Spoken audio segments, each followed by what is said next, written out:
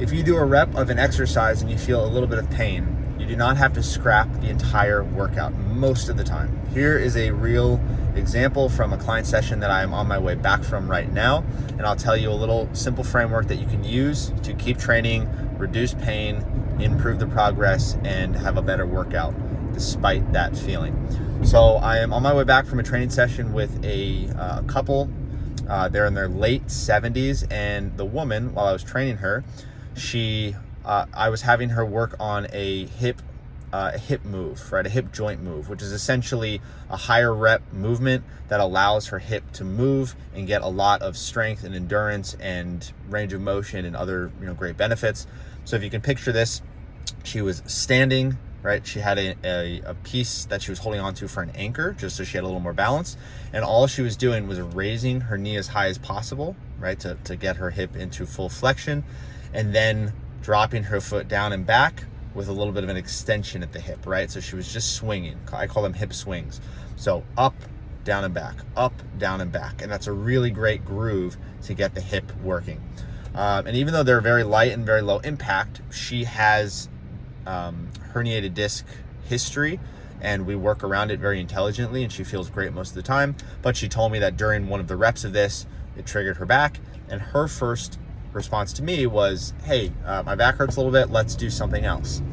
And what I am happy about, and I've done this countless times with people, and it works basically every time, is instead of just scrapping the movement altogether and doing no more work for the hips, or doing a way different variation, I said to her, hey, we'll adjust for sure. Could I show you a slightly different variation that I believe will feel really good for you? And we'll try that out. She said, yeah, it sounds great. So here's what we did. We first added a little bit more stability. So instead of her freestanding with an anchor, I had her hold on to a fixed squat rack. It would just made the balance a little bit better. Next is we slowed the motion down, right? So I had her go slower, and I had her try a little bit of a smaller range of motion. Depending on how each of those were feeling, we could adjust. But here is the framework, and here is the example for you. If something hurts, there are tiers. There are several tiers down that you can go to one by one to reassess. Okay, does this feel good? If not, right, you go to the next tier. Does this feel good? If not, you go to the next tier. The last tier is when you have to completely stop the exercise or even the entire session because it still hurts, right? So there are different variables that we want to look at. And I'm not going to give you an exhaustive list of every possible variable, because you could be creative and there could be many more. But some of the first that I think about are the speed of the movement, right? You can try slowing things down. In some cases, maybe even speed up. But typically, if you feel pain with something, you can slow it down a little bit. You can also, if you need to, you can definitely reduce the range of motion if there's a certain range of motion that's triggering something. Right? You can change the tempo, which is sort of a part of speed, but maybe you don't have to just go slower overall with everything. Maybe it's like you just pause a little bit more in one area, or you go slower on the way down and then normal on the way up. It just depends on what you're feeling, but you can adjust speed, tempo, range of motion for sure, right? If none of that works, if you shorten the range of motion fully and the speed goes a lot down and you're still bothered, right, then you can change to a different variation, maybe a different stance, different position, etc., etc. But the point of this short video is that I want you to have the confidence to know if something comes up or you get a little bit of a trigger, a little bit of a spark, or something's off, you do not have to by default, right? You don't have to by default stop the whole workout, stop the whole exercise, nor should you. That's generally the last resort. And this isn't me, diagnosing you or giving you a 100% clear thing of what to do in a specific situation, because I'm not training with you directly and I don't know. So obviously use your best judgment to what you believe feels safest for you. But there are many who just don't have experience doing these adjustments that hit panic mode. Understandably, I get it, but they'll hit panic mode and say, oh, this hurts, I have to stop everything.